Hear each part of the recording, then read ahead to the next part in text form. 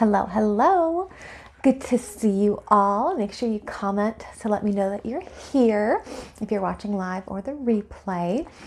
So, we are on day 4 of 10 things you need to know before you get a puppy.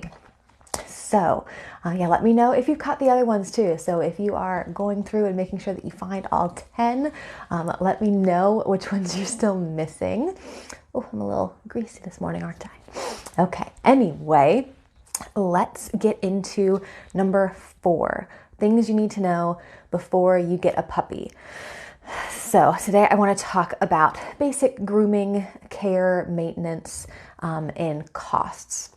So, of course, you have like your vet bills. Everybody knows that you have to take your pup to the vet, but people kind of overlook, maybe don't think about or calculate how much grooming is going to either cost you or how much time you're going to need to spend doing it, what tools and supplies you're going to need for it, especially because poodle mixes are so, oh my gosh, what is the word? They're so popular nowadays. Yes, everybody is getting something that's mixed with the poodles. That's your golden doodles, or your Cavapoos. The poo comes from the poodle. So yeah, if there's a poo or an oodle in the dog that you got, you have a poodle mix.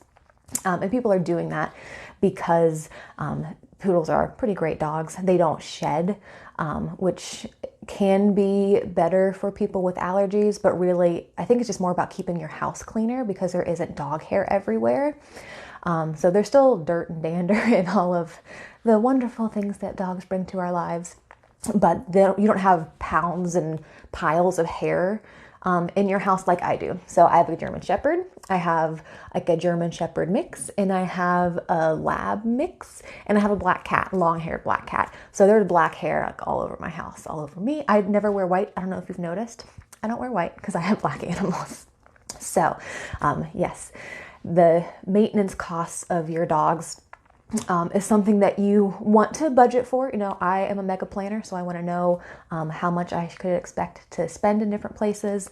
But also, it's part of being a responsible pet owner. You can't neglect your dog's coat. I see dogs that are borderline like, yeah, you're neglecting your animals. They're uncomfortable. It's inhumane to not trim their nails regularly. It's inhumane to let them mat so that they're constantly, their fur is being pulled by the mats. So you need to make sure you stay on top of that sort of thing. And it's not cheap to do that. So I know a few groomers. Prices vary based on where you are, and depending on the size of your dog. But if you have a poodle mix, you should expect to have them bathed and shaved, groomed. I'm not a groomer, but they're going to need a professional's touch, or you're going to have to buy the blower and the shaver and do all of that on a regular basis. So they say 4 to 8 weeks. So you got to take your dog in to get seen to if they're a poodle mix. If you don't have a poodle mix, then your grooming is going to be different. Depends on the breed. So I have a German Shepherd. I use an undercoat rake to get her undercoat out. I also have a slicker brush. I have only had her coming up on 1 year, so I'm not totally clear on what her, how often she's going to need bathed and that sort of thing. But they are generally lower maintenance because they don't mat as easily, and I can brush her myself. So I've always aimed for dogs that have pretty low grooming needs, but that also means that my house is hairy, so I vacuum a lot. So I just want to make sure that everyone thinks about your basic grooming care for your dogs, because your poodle mixes, if you've got, say, 30 pounds or under, at least $50 every 6 to 8 weeks, I believe is accurate. Nail trims you can do yourself, of course, but if you don't, then you're going to pay 10 to $25 for a nail trim every month. And the bigger your dog is, the more expensive that grooming bill gets, certainly. I know people who pay $100, $150 every 6 weeks to have their dog's fur taken care of. So if you're not willing to pay that, if you don't have the budget for it, you're going to have to learn how to do it yourself. Or maybe you should think about getting a non-poodle mix dog. I want to think about some of my other clients and breeds that they have. So golden retrievers and German shepherds, fairly similar coat. They're double coated, so you don't shave them, you brush them out. So about once a week, undercoat rake, slicker brush. Make sure you get the feathers behind their ears, and if there are feathers growing off of their legs, that you comb out any tangles in there. I have a client that has a Keeshond.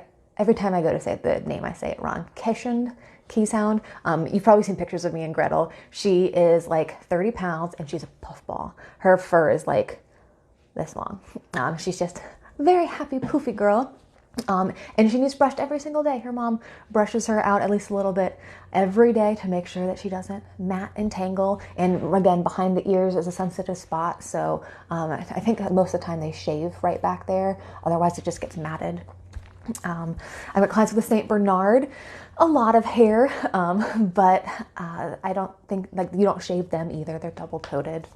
You've got some wiry hair type dogs. So, your Vizslas, your Pits, their grooming needs are like non-existent. I mean, you just sort of wipe them with your hand and the fur falls off. So yeah, I just encourage you to think about what the maintenance is going to be on your dog, and if you are willing to do it yourself, what you're really willing to do.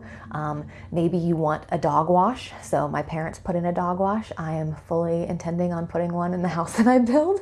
So you want to just think about that as well. When you're selecting a breed of puppy, or when you're at a shelter looking at individual dogs, how much maintenance is going to be required for that coat, and can you budget that in, or are you going to do the research, ask your breeder or ask the groomer what products they like so that you can get the stuff, because some dogs need groomed a lot more than others. Some need shaved, and it's kind of a big thing. And I hate right now that I see a lot of people that don't really think about that.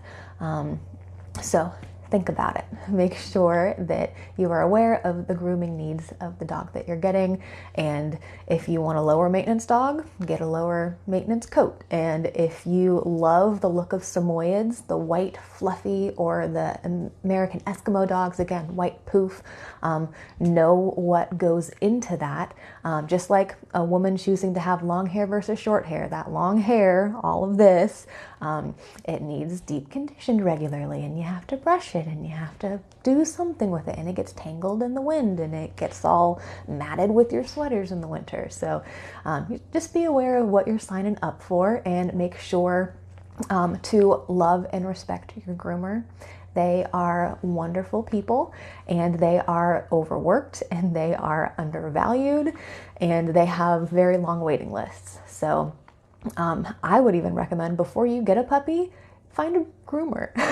Or, as soon as you bring your puppy home, that's when I would start looking for groomers, because they are going to need to get in there at least a few times when they're a puppy, and you want them to get in regularly. So make sure that, just like at the dentist, you have your appointment and then you schedule the next one at that current appointment. So every 6 weeks, just book out for the whole year. Your groomers will love you for that. You'll be sure that you get in with people that you know, like, and trust, and you'll really set that example for others. So, all right, that's number 4 down. I will see you tomorrow for number 5. Thanks so much for joining me. Let me know if this makes sense. Let me know if you have a poodle mix or just straight up poodle. Let me know what you do. I would love to know tips. So I am not a groomer. So if anybody has grooming tips they want to share with the community, pop those below. Your favorite products, what your schedule is, if you've got a favorite groomer or a place to learn about grooming.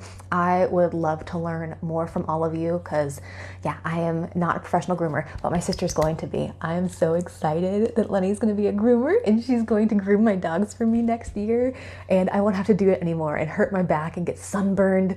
I tend to do it outside in a little pool, and it is so much work. It is so exhausting. It's tiring.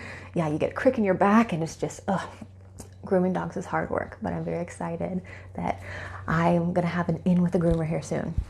All right, everybody, have a very happy Saturday. I'm headed down to the Glass Pumpkin festival at Jack Pine Glassblowing Studio in Lancaster, outside of Lancaster. So go there and support them. It's a really cool place. We love watching the glass blowing. So maybe I'll see you there. But if not, check it out today or tomorrow. It's going to be a very cool thing. Good time. Okay, bye.